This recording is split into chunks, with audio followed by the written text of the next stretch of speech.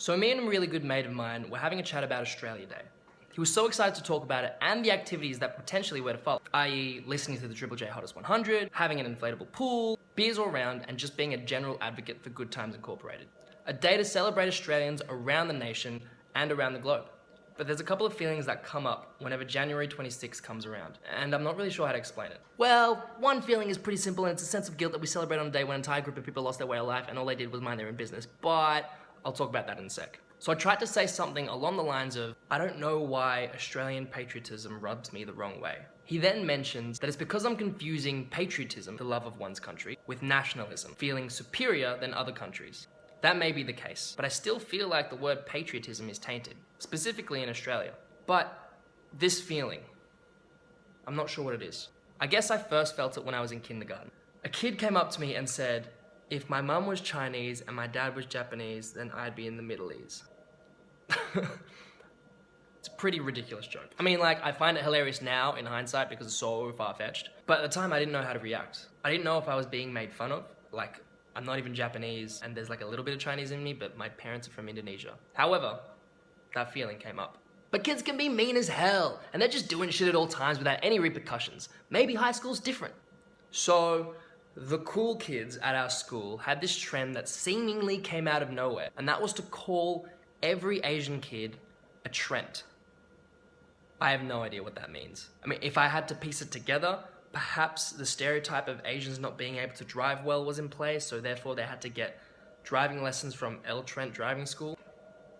To be honest, I didn't even think they knew what it meant. However, it stuck and it spread like wildfire. And it would be used in a derogatory way to take away the identity that we had and replace it with this word that means whatever version of Asian they were thinking of. Every time it was said, I felt it.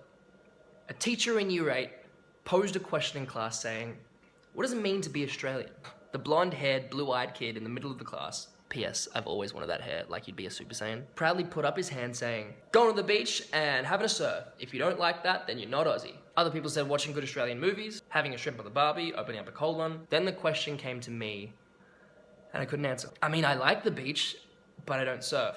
And I'm not the strongest of swimmers. The stereotype is real. I didn't watch The Castle until really recently. That's a great movie as well, by the way. I'm allergic to shrimp, and I don't open up any cold ones. Who does that in Year 8? So instead of answering, that feeling came up instead. But I mean, high school can be a pretty rough place. Yeah, a private school on the North Shore is so tough. Situations as ridiculous as those don't happen outside of school, right? So I was walking along with a girl that I really liked at the time at Hyde Park when Mardi Gras was on. We were walking around hand in hand, minding our business, when a dude amongst a group of friends yelled out, "Hey, it's Jackie Chan!" Let's be clear here. Jackie Chan is the man. That guy does all of his own stunts, has made a ton of movies, speaks 3 times as many languages than the average person knows, and is 60 and drinking from the fountain of youth. So, you'd think that'd be a compliment, but I have a feeling that's not what you meant. Also, Jackie Chan never walks hand in hand with a girl, so... Yeah, but he was young and just saying something to get a laugh. It's so harmless. Come on, JP, we're adults now. This doesn't still happen. A couple of weeks ago, a close friend of mine was a little bit tipsy at a bar, and when he gets tipsy, it gets a little bit more annoying. He must have said or done something that rubbed the dude in front of him the wrong way. So the dude turned around and said, "Fuck off, you chink." Now, my buddy that I was having a conversation with earlier, I don't think has ever felt this feeling. And I certainly never wished that upon anyone. But if I can describe it, is a lack of welcome. It's a lack of identity, a lack of knowing who you are. When someone asks me the question, "Oh, where are you from?" I'd say, "Australia." And they'd be like, "But nah, where are you from?" And when you are questioned about where you're from or who you are, you do everything to try and fit in. And you pretend to be something that isn't yourself because you're afraid of being yourself. But how do you know how to do that when there are constant references to say that you are not who you claim to be? A few days ago, a billboard was taken down of 2 girls wearing a hijab, waving mini Australian flags. Some lady went on a talk show to state how we shouldn't be bending over backwards for these people. Yet she was pro-assimilation and integration. Her solution was actually sort of decent, to have a poster that included a whole bunch of different looking people. But if you never had those 2 girls and we replaced them with 2 white dudes holding a sanger outside of a Bunnings, I highly doubt her outrage would still be there. Wait a second. That's a great idea. We should totally do that next time. Also, great work to Sunrise for having 2 baby boomer dinkum folk comment on what they think about the situation. Seriously, you might as well have interviewed some bed sheets and an A4 sheet of paper. Look, there are many more examples from my past that I could have mentioned, but I cut them out because I didn't want to waste your time. I'm such a good guy. But I think you sort of see the things that I had to grow up with. Look, JP, I'm really sorry you and many others had to go through all that. But like, what's your point? Great question. Well, it's not all doom and gloom. I mean, that billboard has raised over 100 grand from anonymous people to get that reinstated, which is fantastic. I look at the people I surround myself with and they have so much love and understanding that I feel like I can take on the world. Beautiful. The conversation I had with my mate was really important to me. And what was so great is that both parties were really trying to get an understanding of where each other was coming from. There was no feeling of being superior, no judgments, and no hate. And although it got emotional at times, at the end of the day, there's still love for each other. He is now aware of the things that I went through, and I got some things off of my chest. It's a win-win! My point is that racism and identity issues in Australia are still prevalent, but that doesn't mean that we can't do something about it. For those who have felt what I've felt and have experienced prejudice from another person, I say this. Have the courage to stand up and tell them it's not cool. That's a lot easier said than done, and I feel like that could be the platform for aggressive behavior. But mix that in with unwavering love and understanding. To fight hate, we've got to spread love. Also, you'd be surprised with the amount of people that would back you up. Most of us are just waiting for someone to do the right thing, just so that we can step in and say, yeah, they're right. That's totally not cool to say that, so get off the bus or retract your ways of prejudice so we can move on to bigger issues like progressing and improving the world. For those of you who probably haven't felt what I felt, I say this. Have a look at your immediate circles of influences. Your family, your friends, the people you interact with on a day-to-day basis. How different are they from you? Did you all grow up in the same place and see the same people every day?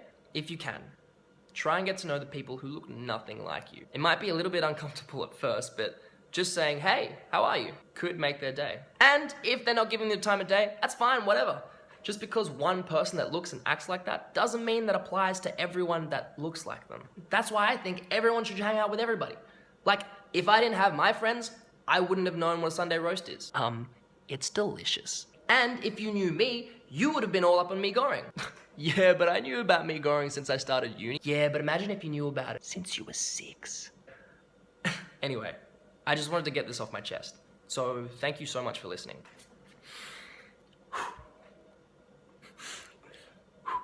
My name is John Proceda, and I'm a proud Australian. And I'm also Asian. Whoa, what's that? Benefits of being a minority. P.S. I feel like I'm way out of my depth to comment on this, but I do want to say something regardless. This topic definitely deserves more than to be a PS on the back of a video, but I totally think we should publicly acknowledge and respect the origins of Australia and how messed up it is that we celebrate on a day that some dude claimed to have found this land and committed unspeakable acts to get what he wanted. Yeah, but like if he didn't do that, we wouldn't have civilization in Australia. Yeah, man, totally get it, but still pretty awful thing to have happened. Like if I said to you, give me all your land because I know what to do with it, you'd say, nah, mate. And I'd be like, nah, come on, just hand it over because I know what's best for you and my people. And you'd say, well, that's a really nice offer, but no, thank you. Then I'd be like, right, well, we've got bayonets, so we're just gonna take your land and your children and you can get wrecked. Well, you know, okay, that's pretty shit, but like, why do you want to take away my fun? Like, we should be able to celebrate our current Australia. Totally get you, and I'm not saying we should take it away. I'm just saying there's a lot more we could do, but at the very least, the date could be changed to like the 27th or the 8th or something. But that's just like a couple of days after, like, what's that gonna achieve? I know it's a very small step, but I also think it's a very big step in the right direction in acknowledging and respecting the Aboriginal people because they were forced to move out of their own land. Meanwhile, the date change doesn't really affect anyone's day-to-day activity and plans. Like, by celebrating Australia Day on the 26th, it's like we're dancing and celebrating on the graves of those who were already here, which, again, is pretty messed up. PPS, is it Aboriginal or Indigenous? Because I always thought Aboriginal was like semi-offensive, so I've always said Indigenous, but I was watching You Can't Ask That, and the lady on there said that she found Indigenous offensive because that was the name given by white people. So, like, I would love some clarity on the topic because I would love to properly respect the founders of this land. Another dude said he was a black fella, which I think is the coolest. Yeah, so like, change the date. I don't know. Can someone else talk about this because this is way beyond me, okay? Bye.